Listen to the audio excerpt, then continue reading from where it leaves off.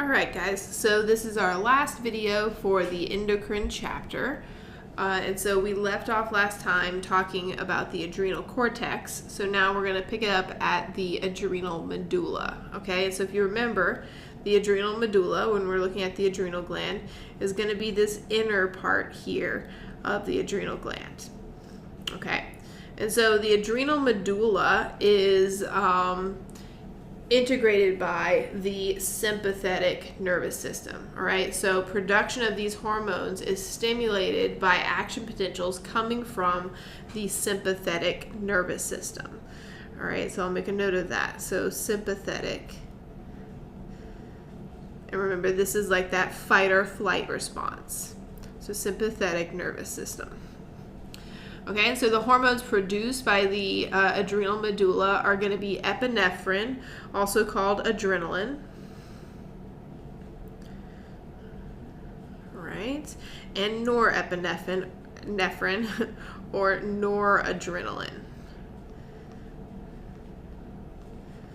Okay, and so epinephrine and norepinephrine, so they're effects are essentially the same. So 80% of the secretions from the adrenal medulla are going to be epinephrine, 20% are going to be norepinephrine.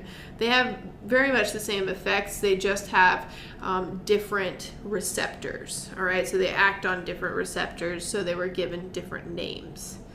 Okay, so let's talk about some of those effects. You should actually be familiar with quite a few of these effects. These are going to be those fight or flight effects of the sympathetic nervous system. All right, so fight or flight. And so with this, we have an increase in heart rate. We are going to have an increase in heart contractility. All right, and so this just means the force with which the heart can contract, so that is going to increase, and then all of those will increase blood flow to the different organs, right, and muscles, right, so you can flee, you can run. We're going to see pupil dilation,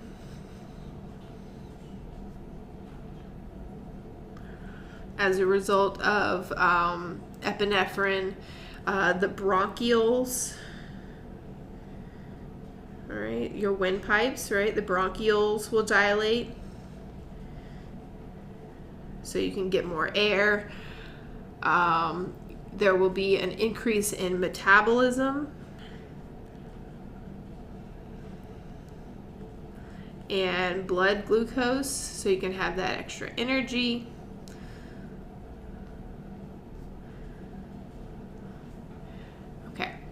All right, so these are some of the effects. You should kind of already be familiar with these from A&P 1. All right, and so then you can get a tumor of the adrenal medulla, all right, and that is called a pheochromocytoma. All right, so that's a tumor of the adrenal medulla. That's kind of a fun word to say, so feel free to try it out for yourself. Pheochromocytoma. All right, so it's a tumor of the adrenal medulla. Okay, and so these are very, very rare tumors, but as a result, there is an overproduction of epinephrine. All right, so increased epinephrine. Actually, I think if I recall correctly, this was one of the conditions, because they're always rare conditions, that was on House, the TV show, which I love, right? So House diagnosed somebody with a pheochromocytoma. And so what you see with these people is that individuals with these tumors will have severe weight loss, because they have that continuous elevated metabolism, right? Like they're always in fight or flight mode, right? They're going to have a consistently elevated heart rate, which would actually put a lot of strain on their heart. They'll always feel anxious, right? So anxiety, a shakiness, right? So they're kind of like always on edge. They would frequently look very pale, and they would have a high blood sugar. All right, and so that's because that tumor is causing overproduction of epinephrine. Okay, and so with this adrenal medulla, let's talk about for a moment the acute stress response. Okay, there are three phases of the acute stress response. Also, it's sometimes referred to as general adaptation syndrome. Adaptation syndrome. Okay, and so the first phase of this stress response is the alarm phase. Okay, so this is going to be the short-term response. Okay, and so this is going to be associated with the sympathetic nervous system activating the adrenal medulla to secrete epinephrine. All right, so adrenal medulla will secrete epinephrine. Okay, and so then you'll have all those effects we just talked about with increased blood pressure, increased heart rate, dilating pupils, bronchioles, increased metabolism, all that stuff we just talked about is part of the alarm phase. So that's the short-term response. All right. If that stressor persists, we'll move into the second phase, which is the resistance phase. Okay, so this is the long-term response to stress. All right. Okay, and so this involves what we talked about in the last lecture, which was cortisol. All right, for our long-term stress. And so we'll have cortisol levels increase, okay? And then everything associated with that. So an increase in blood glucose and blood pressure and gluconeogenesis, breaking down fats and proteins, all of that stuff we talked about. All right, and then lastly is the exhaustion phase. So if that stressor persists, we go to the exhaustion phase, and at this point, the body's resources have been exhausted. All right.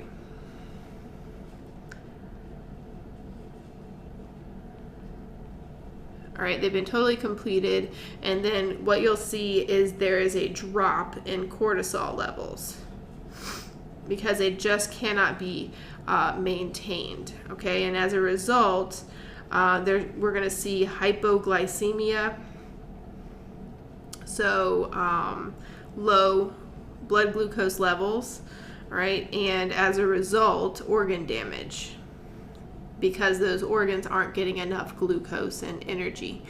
All right. Okay, and so that is general adaptation syndrome or the acute stress response. Okay, so now let's move on and talk about the pancreas. So this is our next major endocrine organ. All right. An actually interesting thing about the pancreas is that it is both an endocrine and an exocrine organ. All right, so it has an exocrine function we're going to talk about in plenty of detail in the digestive system chapter. Right, so this is 99% of the secretion of the pancreas is exocrine. Okay. And it does this secretion through these serous acini, all right? So like these serous acini are just like little balls of cells, okay? So that would be like one serous acinus.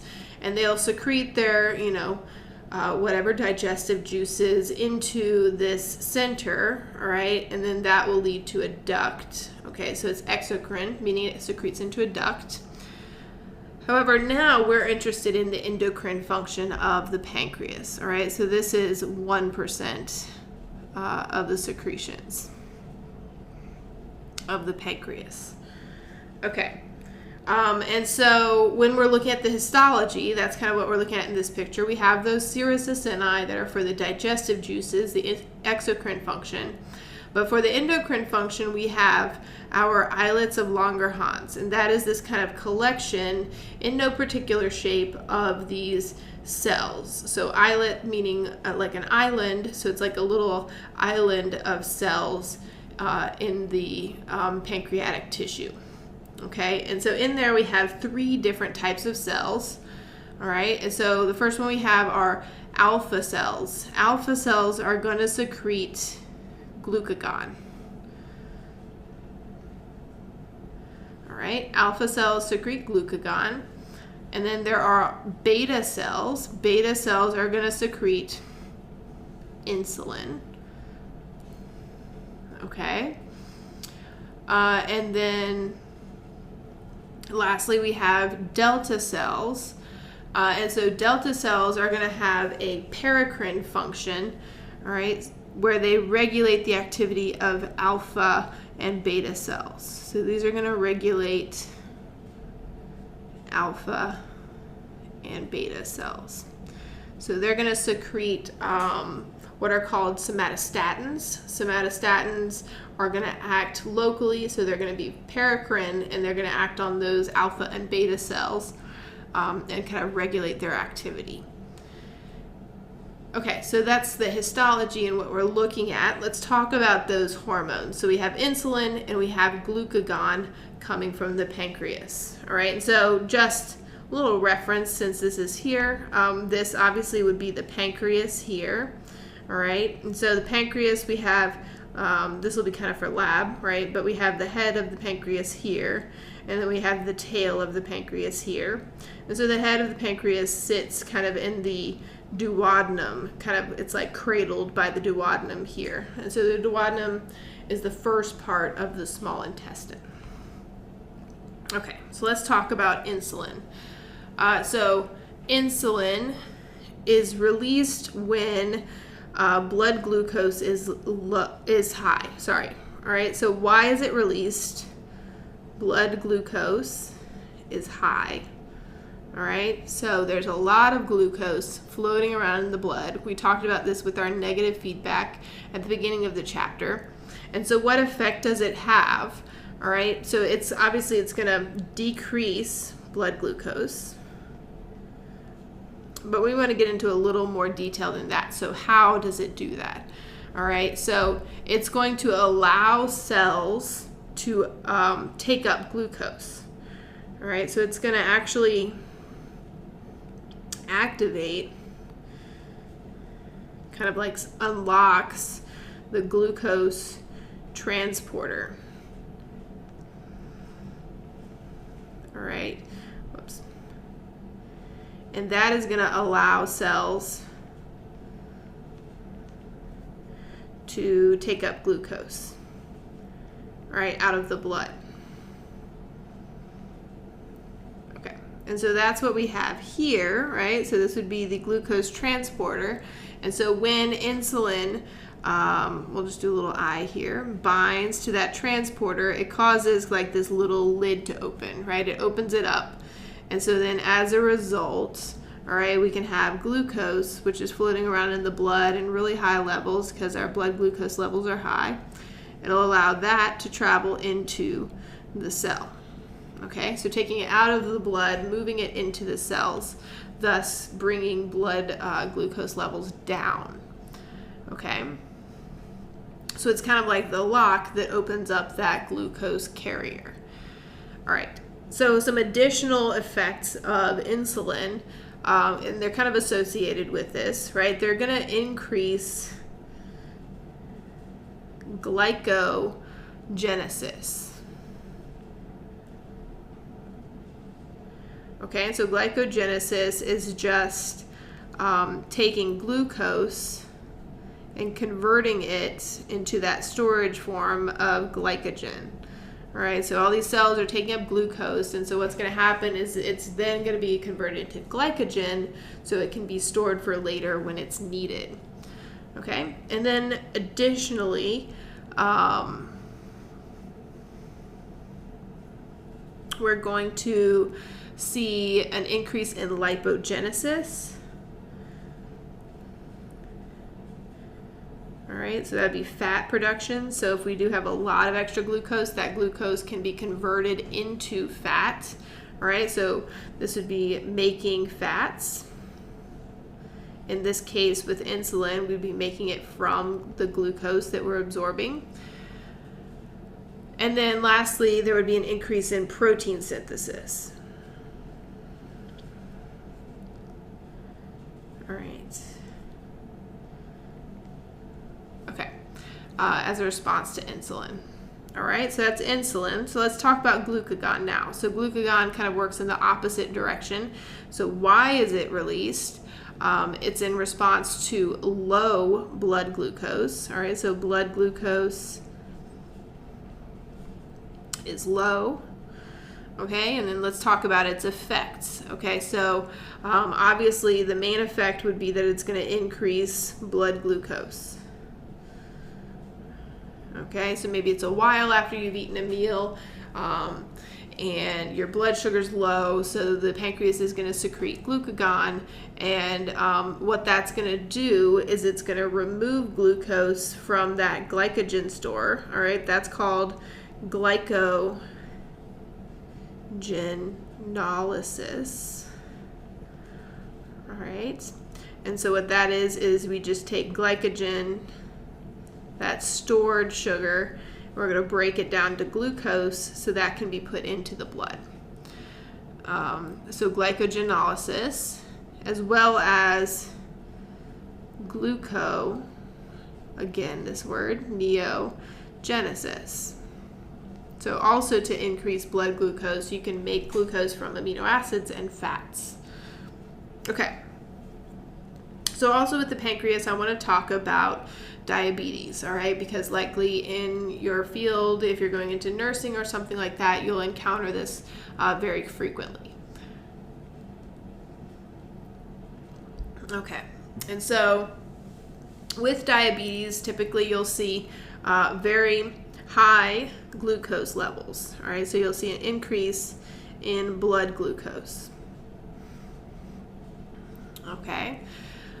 You'll see also an increase in lipolysis, and that person will feel, so lipolysis, breaking down fats, and that person will feel very lethargic.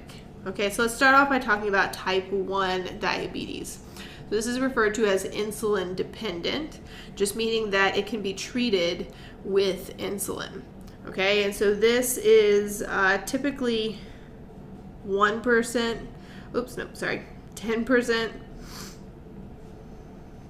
of the cases are going to be type 1. Okay, and so it's sometimes referred to as juvenile diabetes. That's because it starts in childhood. Okay, so you can see this with children, and that's because it's associated with an autoimmune condition. All right, so autoimmune, meaning your immune system is attacking your own body cells, and the cells that the immune system attack with type 1 diabetes is going to be the beta cells. So beta cells in that islet of Langerhans are going to be attacked.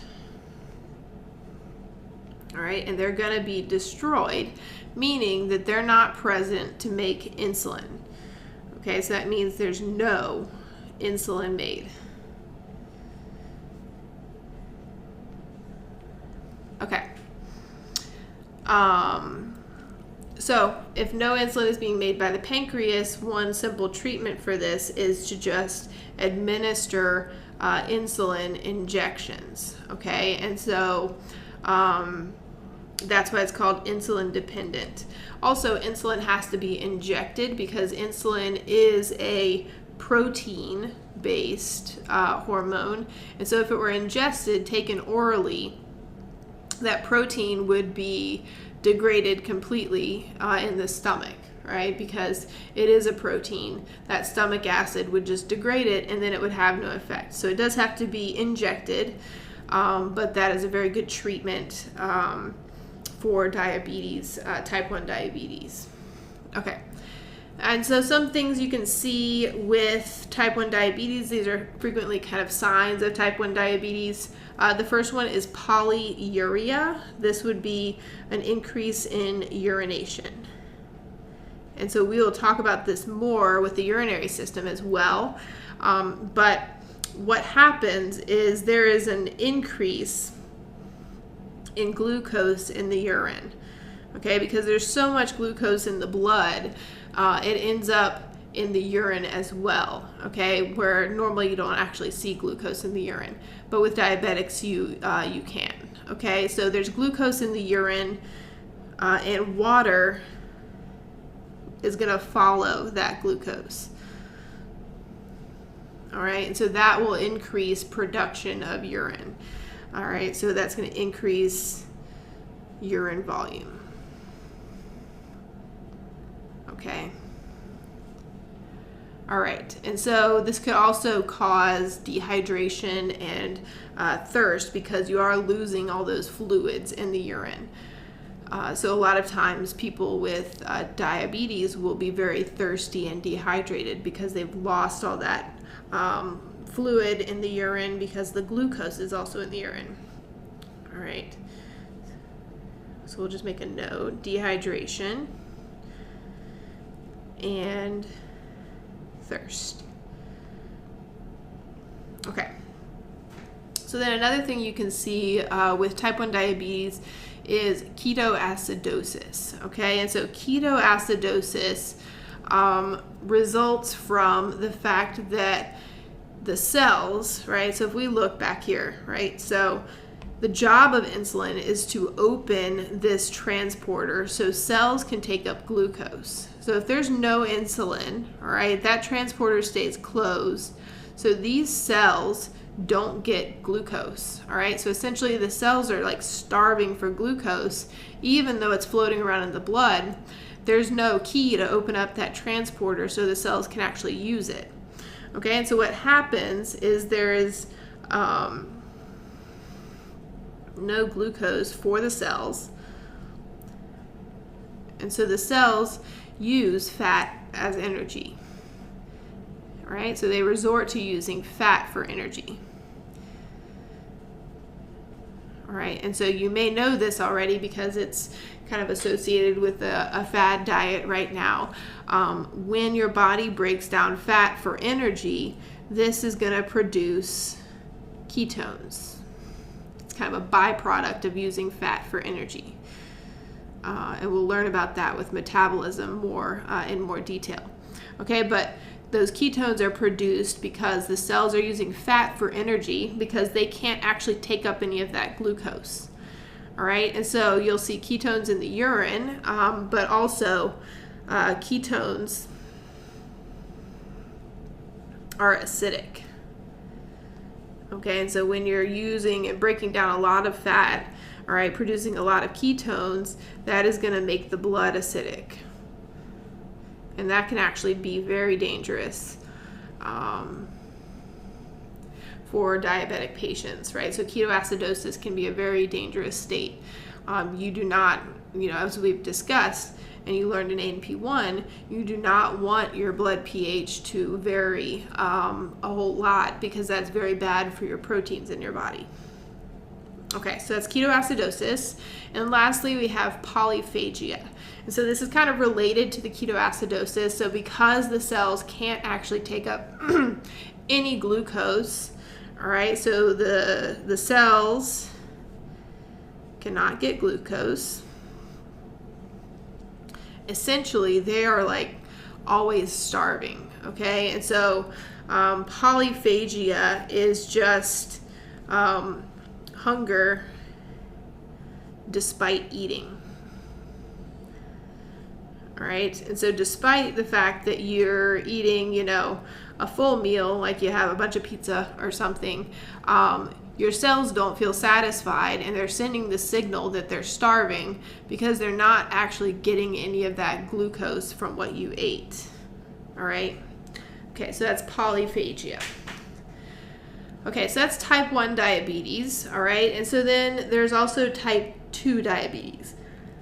So this diabetes is insulin dependent, meaning it is not treated with insulin, and it accounts for 90% of the cases.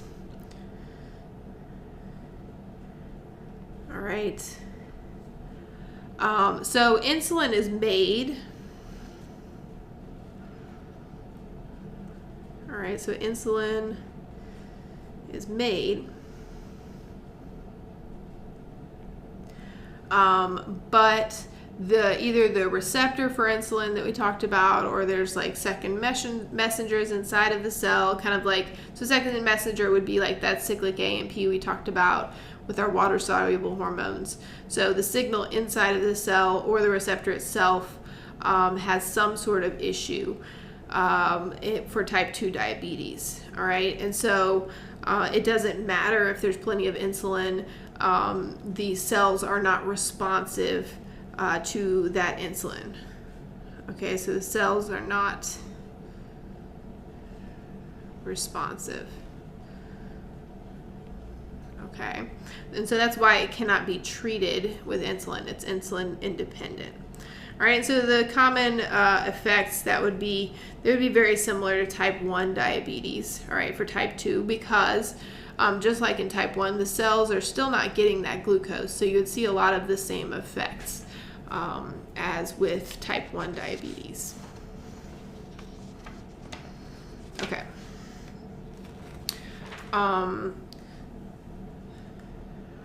Okay, so some other kind of effects, though, I want to talk about that are a little unique for type 2 diabetes. With this, you'll frequently see high cholesterol and fat in the blood. All right.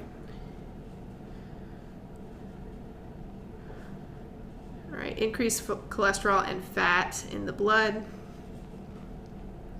And so this can, as a result of this being in the blood, decrease blood flow. And this decrease in blood flow can be associated with a lot of common ailments you see with type 2 diabetes. So when that decreased blood flow affects the eyes, all right, that would lead to glaucoma. All right, or if that decreased blood flow is affecting the feet, you may see gangrene, all right, so tissue death, because especially in those extremities, when you have this decreased blood flow, all right, and that tissue is not getting enough nutrients, it's going to start dying. Okay, and then also you'll see with this, increased blood glucose has a very bad effect on a lot of things, right? So increased blood glucose can damage nerves, right? Especially over a long term.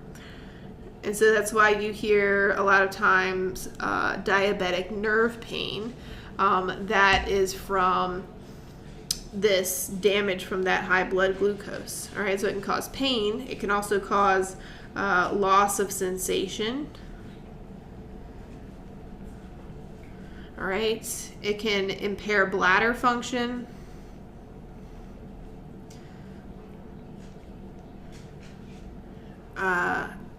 And it can also cause impotence, right? So an inability to function sexually. Okay, and so that's associated with type 2 diabetes. All right. And so then lastly, our three remaining major organs for endocrine organs are the ovaries, the testes, and the pineal gland. And then we'll have kind of like a lightning round of additional organs that we'll go through really quickly. Okay, so for the ovaries, all right, so obviously, so these are the female reproductive organs, and these are where the ovum, right, the female gamete, that egg develops and matures, okay? And so we'll just say the developing egg is surrounded by follicular cells, all right? So we learned about follicular cells with the the thyroid, right, surrounded by follicular cells, because we had those follicles. around the colloid, okay? So our developing egg is also surrounded by its own follicular cells. And those follicular cells, all right, are going to actually secrete estrogen, okay? So those cells surrounding that developing ovum, that egg, secrete estrogen.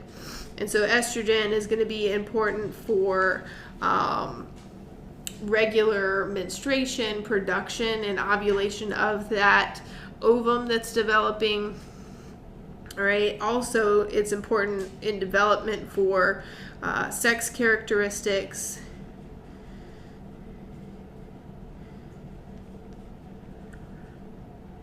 and sex drive.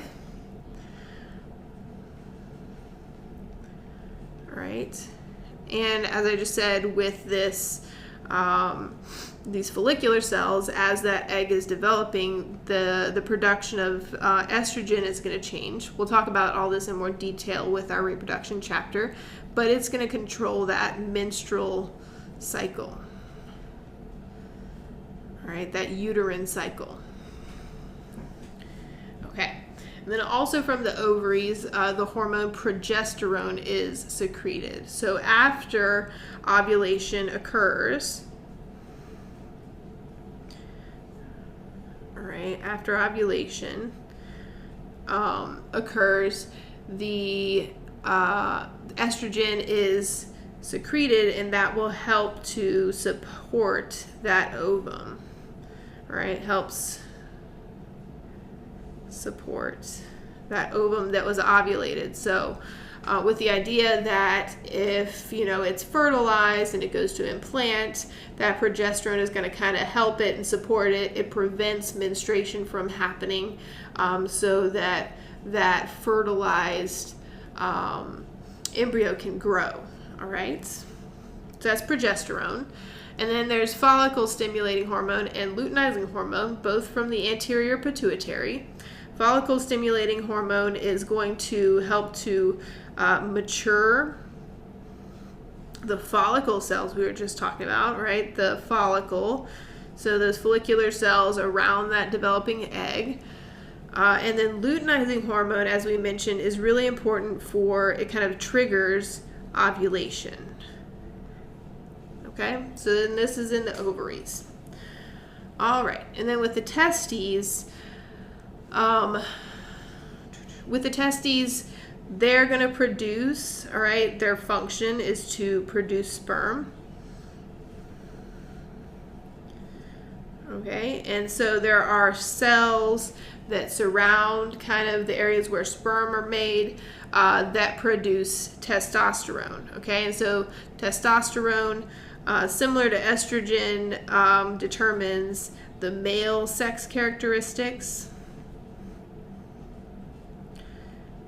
All right, and sex drive, as well as promoting sperm production. All right, it's going to increase sperm production.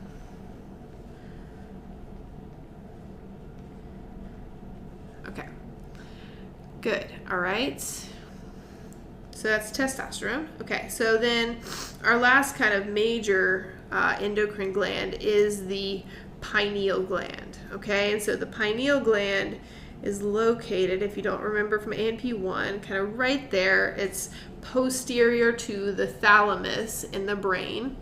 All right, and its job is to produce melatonin. All right, so this is part of the epithalamus, and it makes melatonin. Okay, and melatonin, some of you may already know this because you can actually buy it as a supplement. It's derived from serotonin. It's secreted at night, and it promotes sleep, right? So it's kind of a natural, you can buy it at like Vitamin Shop and stuff like that as a natural way of kind of promoting sleep. Right? If you're having trouble with insomnia or getting to sleep, you can buy melatonin to take and help with that. And so it helps to control that sleep-wake cycle. Something else also very interesting with the pineal gland is that it calcifies with age.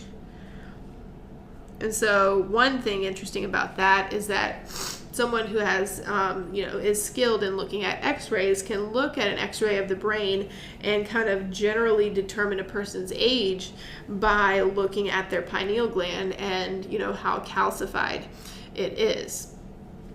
Also, this kind of explains why as we grow older and that pineal gland calcifies, a lot of times we have a lot of trouble sleeping. Okay, that's because we're missing that melatonin. So that might also be a good time to start taking melatonin as a supplement at night.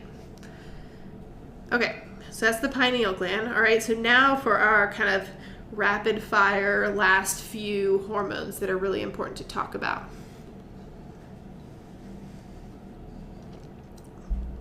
So most of these actually, we're going to go into a lot more detail on when we get to those actual organ systems that they're affecting. So we're going to talk very generally about these right now. All right, so our first one is the thymus. So the thymus gland is a gland that sits kind of on the superior aspect of the heart. It kind of sits right up on the top of the heart. Okay, and the thymus gland secretes the hormone thymosin. Okay, and thymosin's job is to promote T cell production, or actually T cell maturation. Right, so allowing the T cells, our immune cells, so T cells are immune cells, and it promotes them maturing. Okay, so that's thymosin in the thymus gland. The thymus gland is a really important part of the process of maturing the T cells, right, so they can function properly. Okay, and so then the heart produces a hormone called atrial, right, because it's made by the atria of the heart. Natriuretic, because it is involved in regulating sodium, and peptide, because it's a protein. All right, so this is a protein-based hormone. Atrial, natriuretic, peptide. And so what it does is it lowers blood pressure. Okay, so when the heart detects an increase in stretch, right, meaning blood pressure is increasing, it's going to release this ANP, and then that is going to decrease sodium reabsorption in the kidney. All right, and so just a reminder, that means that we are now going to take less sodium from the urine and put it back in the blood. All right, so there'll be more sodium in the urine, and we're going to decrease the amount of sodium in the blood. Okay, and so that is going to decrease blood volume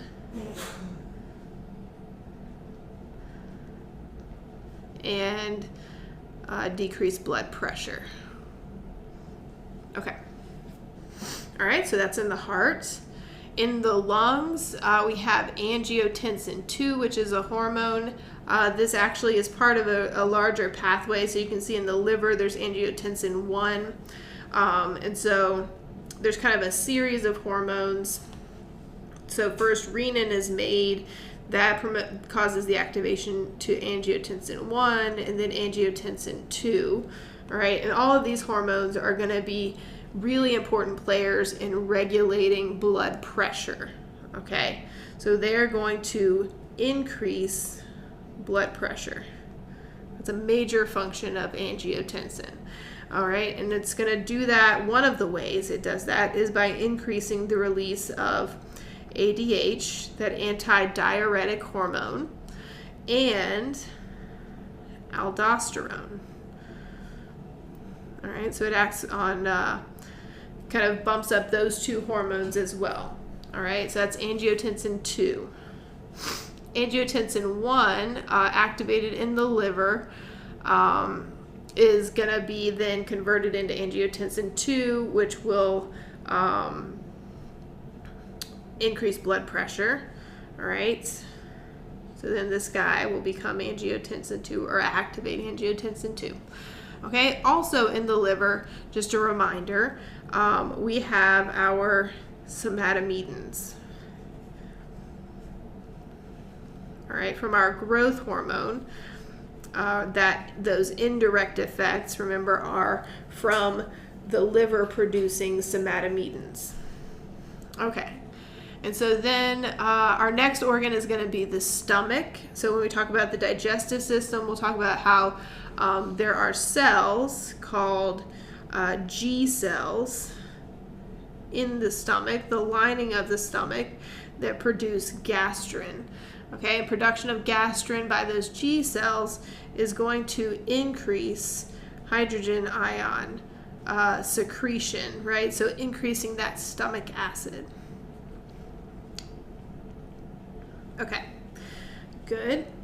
All right, and then our next organ is the duodenum. So this would be that, again, that first kind of segment of the small intestine. That's the duodenum.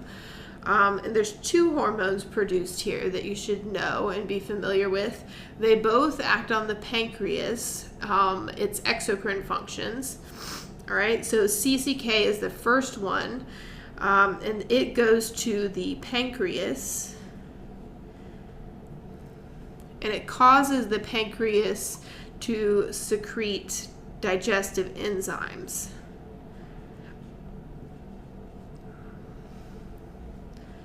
All right. So it goes to the pancreas, tells it to secrete digestive enzymes. All right. And so then the duodenum also secretes secretin. All right. That is going to go to the pancreas. And it's going to tell the pancreas it needs to secrete a buffer. Okay, and so the reason for these hormones is because the duodenum, being that first segment of the small intestine, is receiving material directly from the stomach. So when material from the stomach enters the duodenum, one, it's going to contain a bunch of kind of partially digested food stuff. So we are going to need those digestive enzymes to be secreted. Also, it's going to contain a bunch of stomach acid. So we're going to need a lot of buffer secreted. And so these two hormones from the duodenum are going to signal the secretion of those things from the pancreas. Okay, and so our last organ is the kidney. All right, so the kidney releases a few different hormones. The first one, actually we'll talk about in the next chapter we do, is erythropoietin, or EPO. All right, EPO is a hormone that causes the red bone marrow to increase red blood cell production.